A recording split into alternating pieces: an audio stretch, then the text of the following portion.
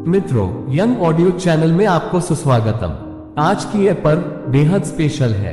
आपसे यह निवेदन है कि आप इस पर्व को पूरा सुनिए और हमसे जुड़े रहे।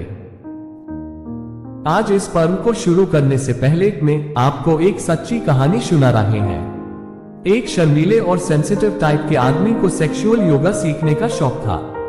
सेक्सुअल योगा में एजैकुलेशन को स्किप करना बेहद जरूरी माना जाता है, यानी इंसान को अपनी सेक्सुअल एनर्जी को सर्कुलेट करना आना चाहिए ताकि वह उसे अपने हार्ट और बॉडी से फ्लो होने दे, जिससे कि उसे पूरे शरीर में ऑर्गेज्म फील हो सके। यानी कि एनर्जी को एजैकुलेशन के द्वारा बॉडी के बाहर नहीं निकलने देना है। साथ ही यह आदमी यह भी सीख रहा था कि एक डल और बोरिंग सेक्स के बजाय अपने अंदर के पैशन को कैसे एक्टिव किया जाए। एक दिन वह और उसकी वाइफ गाड़ी से कहीं जा रहे थे। जब वह लोग एक पार्क के पास से गुजर रहे थे, तब अचानक उन्हें पेड़ों की छांव में खुले आसमान के नीचे एक दूसरे के करीब आने का मन हुआ।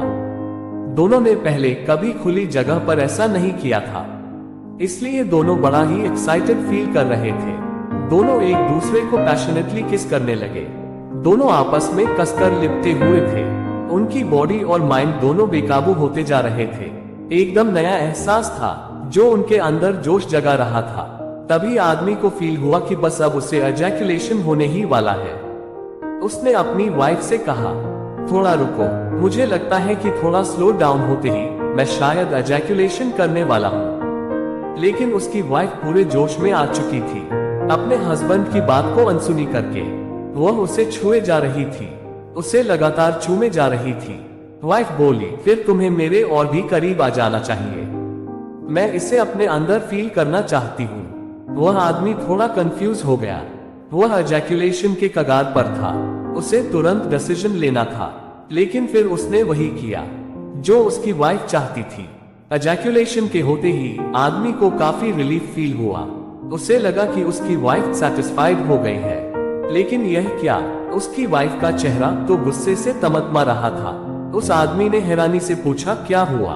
उसकी वाइफ बोली, तुमने इसे बाहर एजैकुलेट कर दिया। हाँ, क्योंकि तुमने कहा था कि तुम उसे अपने अंदर फील करना चाहती हो। हाँ, कहा था, क्योंकि मैं देखना चाहती थी तुम खुद को होल्ड कर सकते हो या नहीं। वह आदमी हैरान रह गया। वह खुद पर कंट्रोल नहीं कर पाया था। सेक्सुअल योगा की प्रैक्टिस में वह फेल हो गया था। उसे पता था कि उसे एजैकुलेट नहीं करना था, लेकिन वह कमजोर पड़ गया था। वह शर्मिंदा था। इसकी वाइफ देखना चाहती थी वह इतना स्ट्रॉन्ग है या नहीं कि खुद पर कंट्रोल कर सके।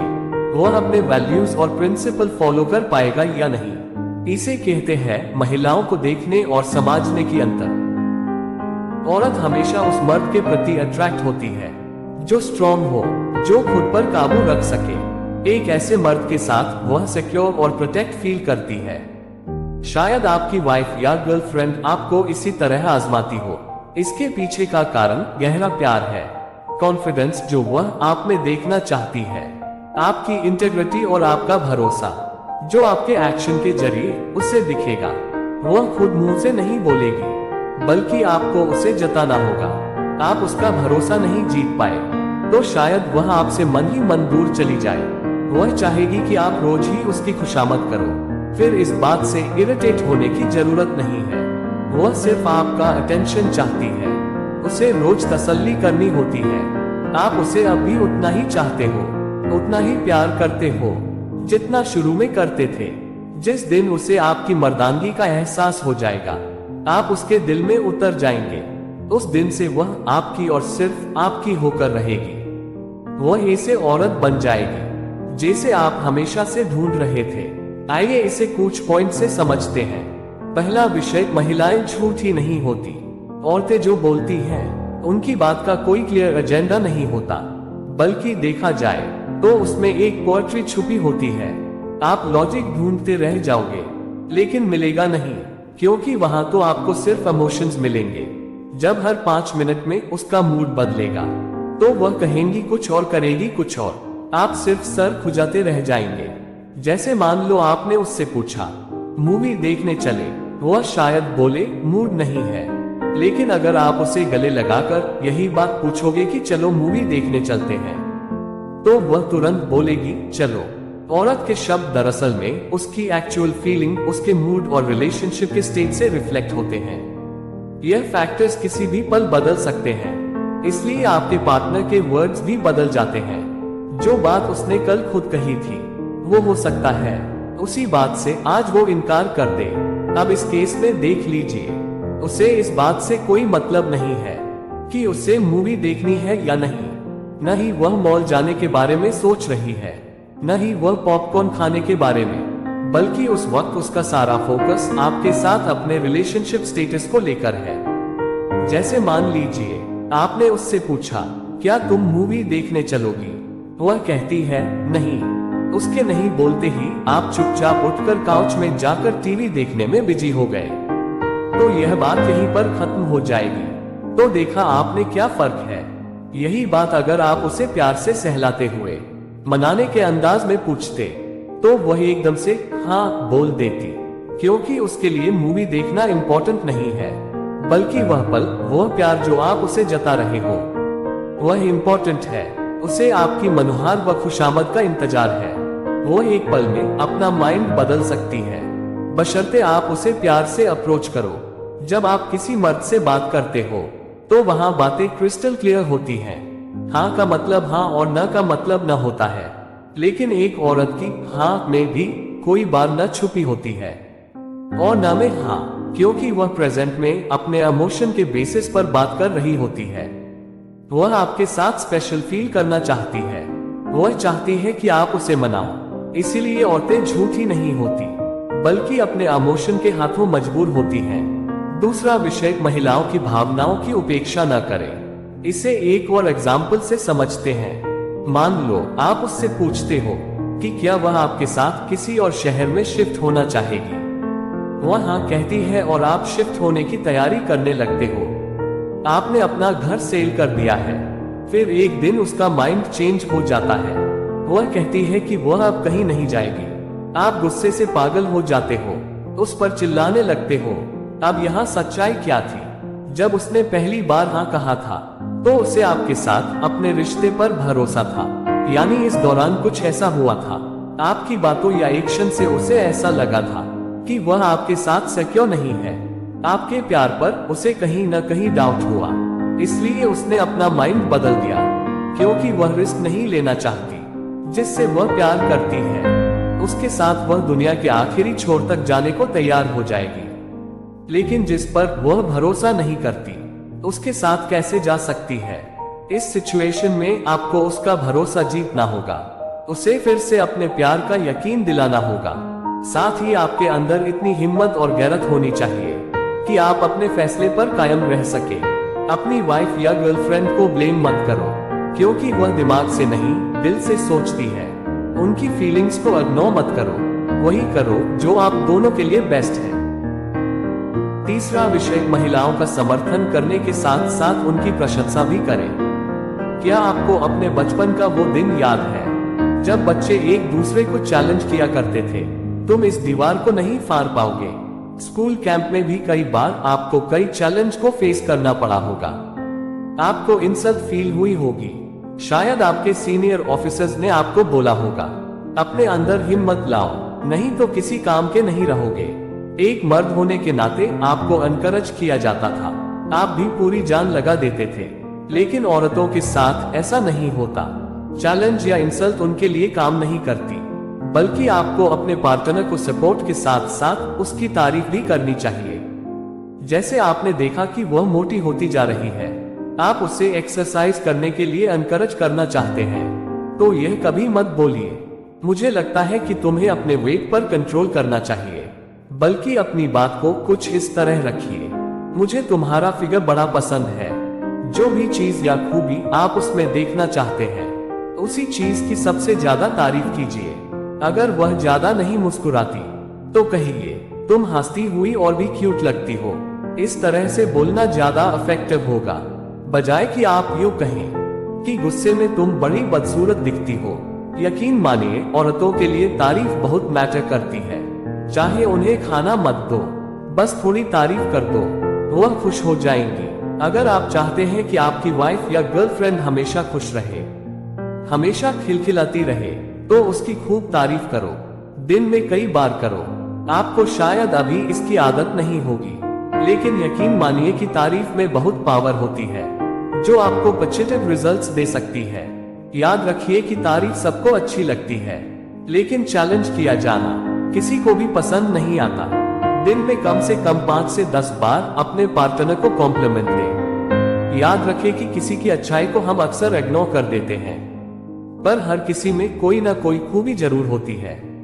यह सारे टिप्स आजमाने से आपके रिश्ते में नई गर्माहट और ताजगी आ जाएगी। चौथा विषय, उसे सहन करने से वह नाराज हो जाता है। क्या आपकी पार्टनर हमेशा नाराज रहती है? क्या वह छोटी छोटी बातों पर तुनक जाती है? क्या उसका मूड स्विंग आपको अक्सर परेशान करता है?